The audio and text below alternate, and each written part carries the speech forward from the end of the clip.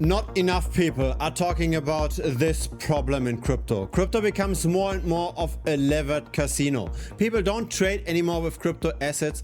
People trade with bets on those crypto assets, levered bets. What we see over here is the Ethereum price in yellow and the open interest on the derivatives market in green.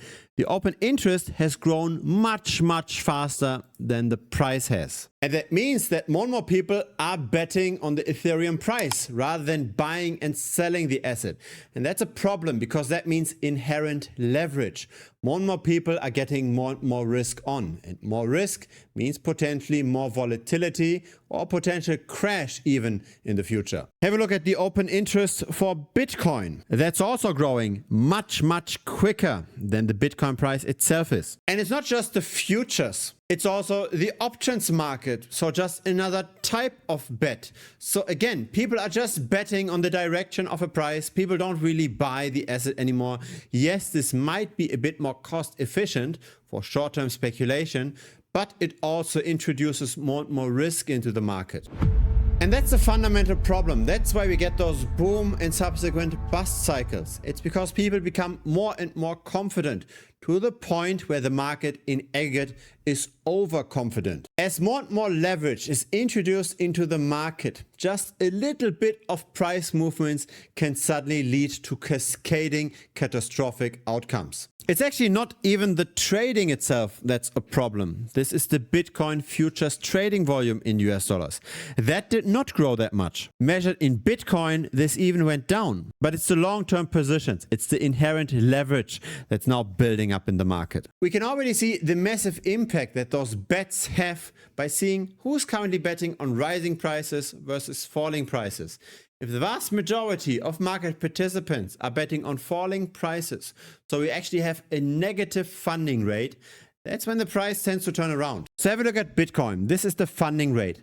Whenever this spikes red, we tend to be at a temporary bottom in the Bitcoin price as well. But of course, most of the time people are bullish on Bitcoin, so the funding rate is positive. When they are extremely positive, when the funding rate is very high, we might see a temporary top. This is when Bitcoin went from 73K down to 54K. We see the same effect with the liquidations. So when the price dips a bit and the longs have to sell because it went below their threshold, then we tend to see a turnaround. Here is the long liquidations. And when this spikes up, we tend to stop with the decline. We had this over here. We had this over here. We also had it here on this day, or over here on this day. So the bets on the price really matter. And interestingly enough, we do not see that turnaround in the price for the short liquidations, because the people that bet on falling prices are in the minority. So just because a lot of shorts got liquidated over here does not mean that we suddenly see a top in the price. There is no real connection here. Now, the perpetual futures market works with two major players. We've got the market makers that use trading bots that tend to update the order book very frequently. And we've got the takers, the people that just make positional bets that don't use a lot of algorithms. What we see over here is the taker buy volume. So this is how much trading volume happens on the bets on the price by the people that are not market makers, that simply just use the platform to make positional trades. Whenever this is high, we've got a lot of quote-unquote retail interest. And this tends to be also the top in the price. Whenever this goes down, the market is a bit more calm and it might make sense to buy. Currently, luckily, at least in the medium term, we don't see that much retail speculation for Bitcoin. So there is a good chance we actually see another leg up from here. There is a good chance we go further into price discovery mode and reach new all-time highs. That doesn't change, however, that the market is getting more risk on over time, that more and more bets with leverage are made on assets.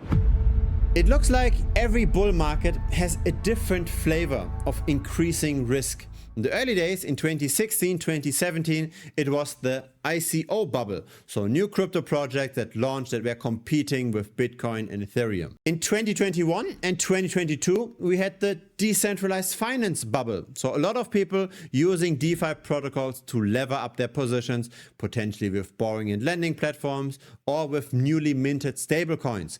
This is how the Terra Luna system then collapsed, and then the UST stablecoin went to zero, and then of course the entire bear market started. It looks like this time the risk of this cycle is perpetual futures. So have a look at this. This is the others dominance. So this went up massively by 1,500% in 2016 and the first half of 2017. This was really when the altcoins made a lot of gains, especially Ethereum. But since then, we really didn't see any major altcoin rally anymore. Instead, in 2021 and 2022, we got decentralized finance and then a subsequent collapse of that leverage with Terra Luna. This time, we see more and more perpetual futures trading. This is growing rapidly. And even the platforms that allow access to those bets on the price, we see more and more risk taking as well. It all started off with Hyperliquid that got more and more adoption, but now a new competitor launched on the Binance Smart Chain, supported by Binance. They offer up to 1001x leverage.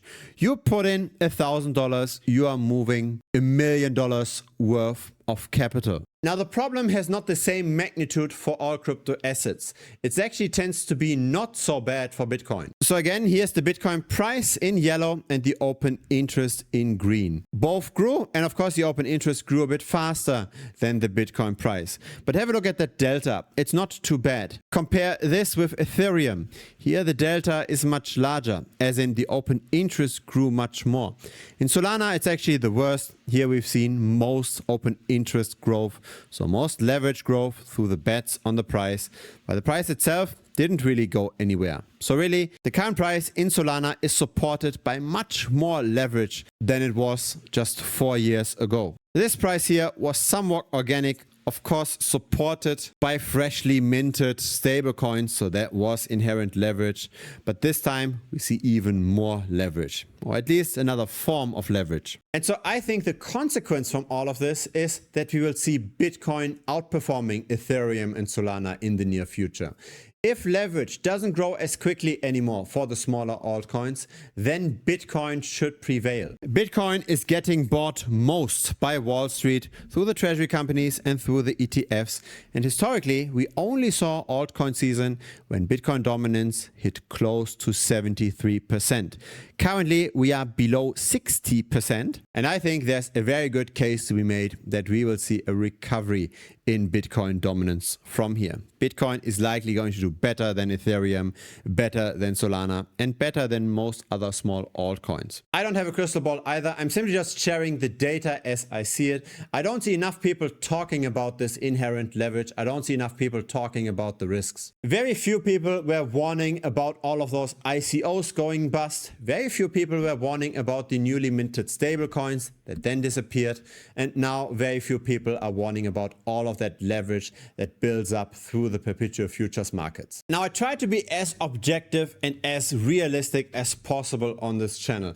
I try to not just sell the greed, talk about 100 or 1000x cryptocurrencies where then in the end most people end up losing their money. This is what I don't like about the crypto space, especially on YouTube. Here is a possible 100x crypto, or over here Plasma going to the moon with 100x, or here even a ranking from 10x all the way to 1000x. The problem is that most people get burnt with content like this. They're hoping for the 100x, they put in all of their savings, and then that money is gone. Here's the sad reality. The vast majority of altcoins is just going down all the time. This is an overview of smaller altcoins and their performance in the last year. The reason for the underperformance is because insiders and early investors and the team, they get token allocations over time, and that increases the supply.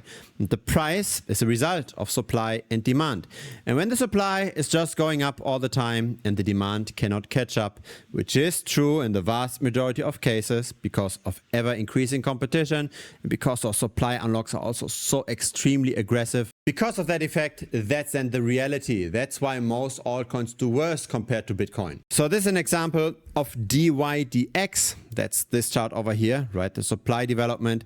This is dydx relative to the Bitcoin price. This is not pretty, right? This is an underperformance of 99%. And while it might not always end up with minus 99%, many altcoins still end up losing. Owning a diversified portfolio of assets where the insiders cash out all the time is a bad idea. But it's a good idea to do the exact opposite. So instead of buying dydx in this example, we can do this here. This is now the Bitcoin performance relative to dydx.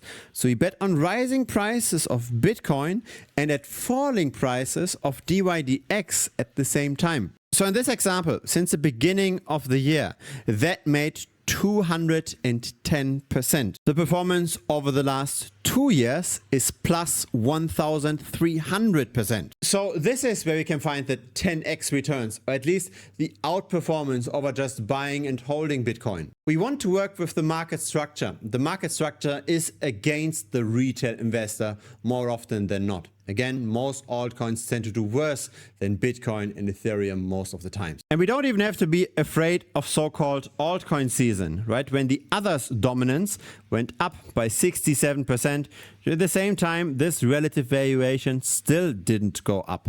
So the others' dominance is just a measure of market caps. It's not a measure of price developments.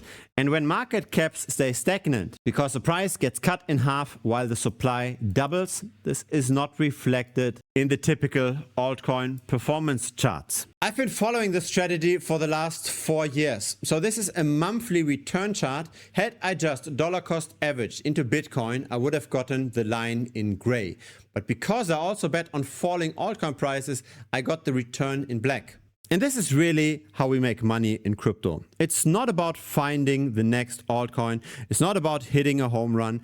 It's about long-term compounding capital faster than the average. It's about being on the same side as the small circle of insiders. Basically flipping this chart around. Everything that's red here becomes green. Everything that's green becomes red. So the vast majority of our trades end up winning. The strategy might not be as straightforward as just buying an altcoin, but it's also not too complicated. There's only 2 videos that are really important. It's this one over here, using perpetual futures to bet on relative valuations.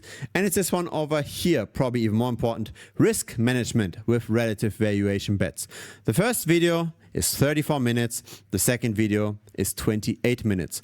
Once you've watched those 2 videos, you know exactly what to do in order to get this kind of performance. And I'm so certain in the strategy that I will send you my favorite trade directly after joining the premium membership here. So you will get my favorite trade. And if that favorite trade is not making money in a span of 1 month, so you're holding that trade for 1 month. If you're not in the green with that trade after 1 month, then I will refund you the membership fee. So really, you are not risking anything. After joining, once you've watched the 2 videos and you've opened the trade that I will share with you, and you are not making money, you just get the $125 back.